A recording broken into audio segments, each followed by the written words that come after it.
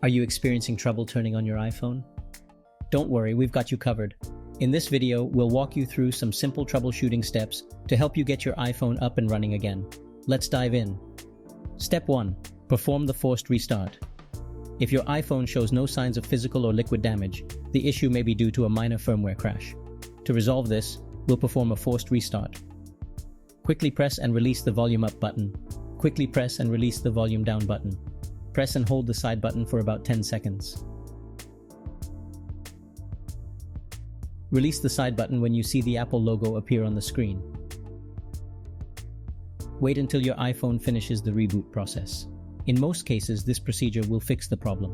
If the Apple logo shows up, it's a positive sign that the issue has been resolved. Step 2. Charge and perform the forced restart. If your iPhone remains unresponsive and stuck on a black screen, we'll move on to the next step. We'll charge the device and perform a forced restart while it's connected to the charger. Plug the charger into a working wall outlet.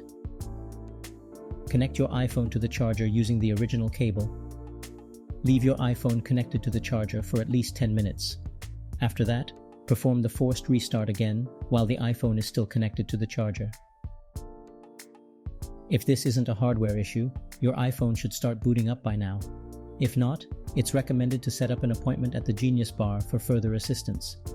We hope this troubleshooting guide has been helpful in resolving the issue with your iPhone not turning on.